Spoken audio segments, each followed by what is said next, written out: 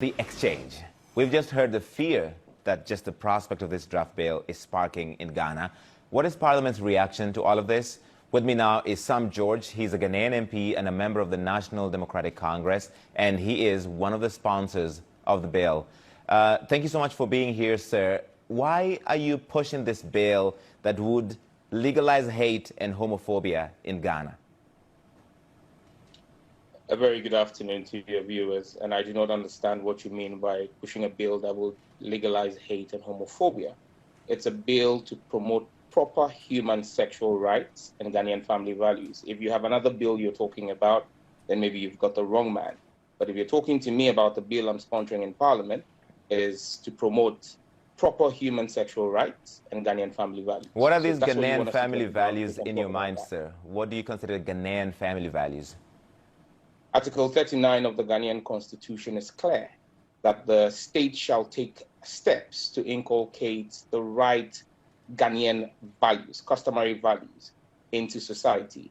The Constitution of Ghana makes the states clearly that the National House of Chiefs is the custodian of Ghana's custom. This bill is supported by the Ghana National House of Chiefs.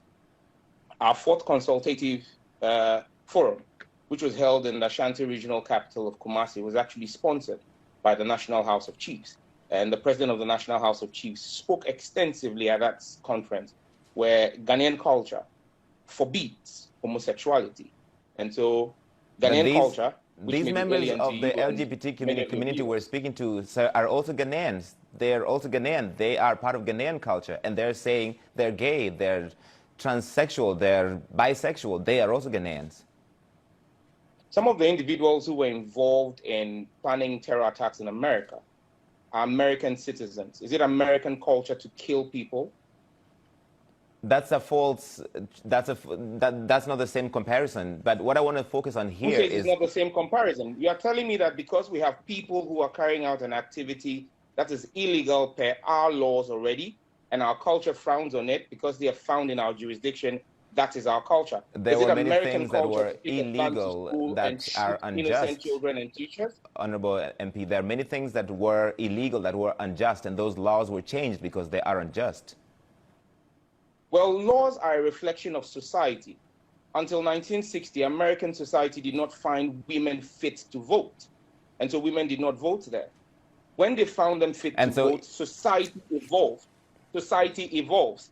At this point in time, the Ghanaian society is in a position where it says it is not welcoming of homosexuality. And any other person must respect the views of Ghanaian society. The CDD, which is a far-right liberal think tank here in Ghana, carried out research which was published on the 1st of July. In fact, the academics who have sent in a memo against this bill have two of their fellows, the CDD's fellows in there, the Center for Democracy in Ghana, Democratic Development. They've been clear. Ghanaians are 97% tolerant of Ghanaians of different ethnicity, 94% tolerant of people of different religion, 91% tolerant of persons of different political persuasions, 71% tolerant of migrants and foreigners, but only 7% tolerant of homosexuality. That is the system, that is the society of Ghana. What's your reaction to the members of the LGBT community, sir, that we've been speaking to, who tell us they're afraid for their lives when this bill passes, if this bill passes, that they're afraid to even leave their homes? Well, anybody who is engaged in an illegal activity should be afraid of the law, shouldn't you? Then there will be no essence of law. But let's be clear about this.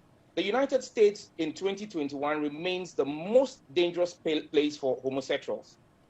As of June 2021, an independent story, a story run by the Independent. Sir, this is not about the United States. This is about Ghana. This is about Ghana. Homicide. This is about Ghana, so I want to focus on Ghana, sir. Hang on. Let me ask the question. Let me ask you the question, sir. This is about Ghana. You are, as part of this bill, legalizing conversion therapy, which UN experts consider torture.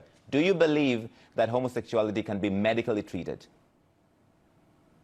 Well, tell me how individuals who are born men and decide to become women.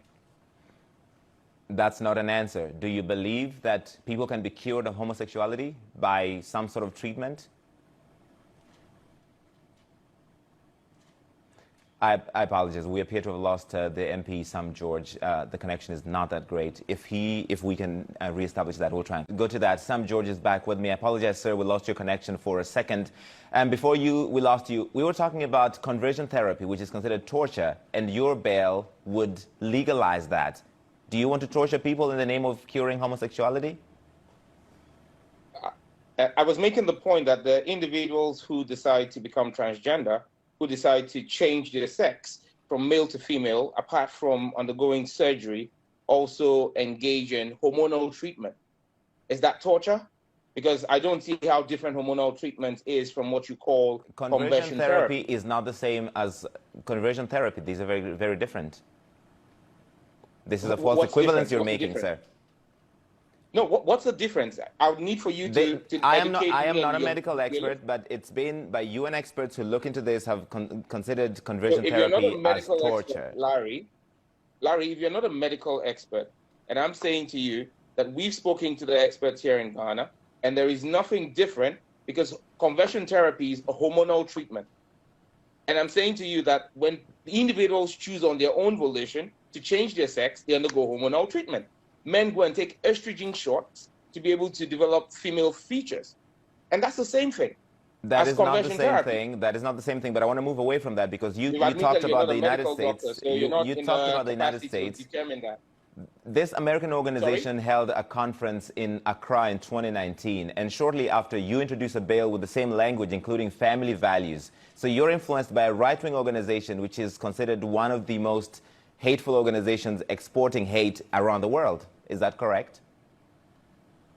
It can't be farther away from the truth. Larry, I was never, myself and none of the 7 other colleagues of mine was at this conference. In fact, this conference came to my notice after the CNN's David Mackenzie asked me about it. I have had absolutely no contact with the World Council of Families. You describe them in the way in which you want to describe them. But we also have groups from the United States that are supporting LGBTQ rights, which is illegal in Ghana as we speak right now. Section 104 of our Criminal Offences Act makes it criminal. They're already trying to also influence Ghanaian stuff. This bill is in direct response. You say there was a conference here in 2019, a conference I'm unaware about. However, this bill is in, and I made a statement on the floor of the House in February, and my statement was clear.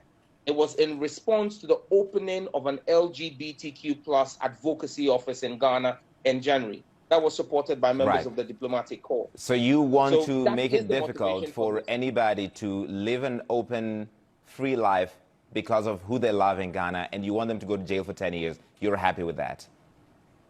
Well, you haven't read my bill. It's a misinformation to say that anybody who's found guilty of a homosexual have to go to jail for 10 years. That's a misconception you're peddling, and you should not do that. They can go to jail up to 10 years. This is just one of the many penalties that is in the bill, sir, that you're encouraging Ghanaians to report anybody who is suspected of being LGBTQ. Is that correct?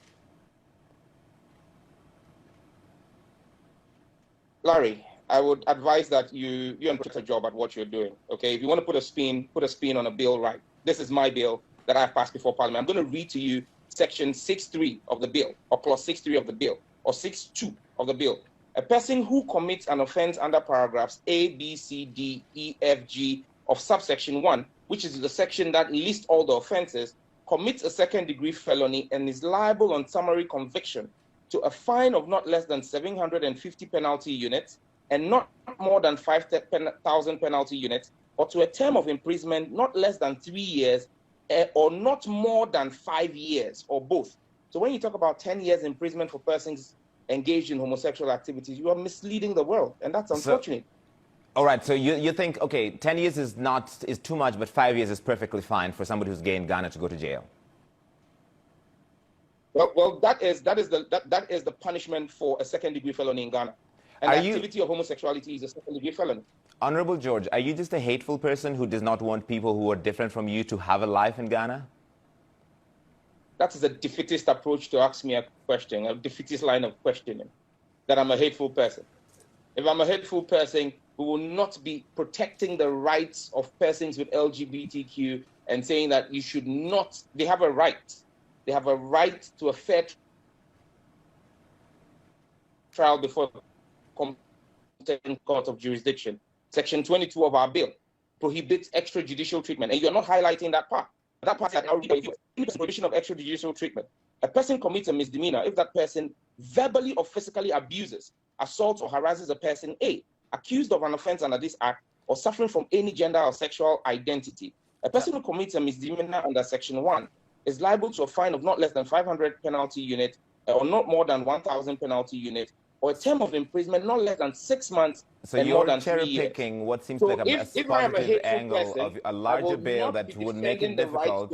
Honorable George, let me ask a question here. You're cherry-picking a part of the bill that, a much wider bill that would make it difficult for people who are LGBTQ in Ghana to live. What would you do, sir, if your son or daughter was gay? Well, thankfully, I have 2 sons and a daughter, and none of them is gay.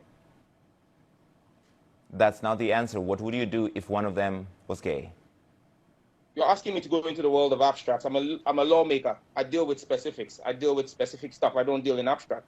Maybe you should be talking to a storyteller or something. Will you take responsibility if, because of this bill, people who are going about their lives are attacked by Ghanaians or are harmed because it's legal to do so, or people have been encouraged to do so, or are suicidal for that matter, Larry, take their lives because they can't live in that society?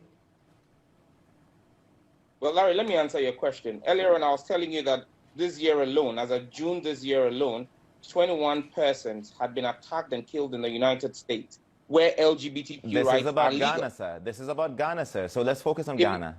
Well, if this is about Ghana, then stop trying to import American values into the reasoning of Ghanaian legislation. I am not an American. I am an African. I'm from Kenya. Well, Kenyan values are not the same as Ghanaian values. We have different values. I didn't say into Africa. I said into Ghanaian values. I'm a Ghanaian legislator. And just so you know, I represent a community or constituency that has 2 traditional areas. Before agreeing to push this bill, I met with my 2 traditional councils. I am a representative of the people who voted for me. The people who voted for me, the 2 traditional councils said to me, this is against our culture. The people who voted for you, Honorable George, and I have to go, the people who voted for you, of all the problems they have in your constituency, is this the major issue for them? Is this the thing they're most concerned about? Well, this is one of the major issues for them, because the government of Ghana in 2020 spent $200 million subsidizing the cost of antiretroviral drugs for persons who have HIV/AIDS. The Ghana AIDS Commission is telling us that men having sex with men, MSMs, homosexuals, are leading the surge in HIV prevalence in Ghana. $200 million could have fixed the water problem in my constituency. Okay, we're going to have to leave it there. Sam George, thank you for your time, sir. We appreciate it.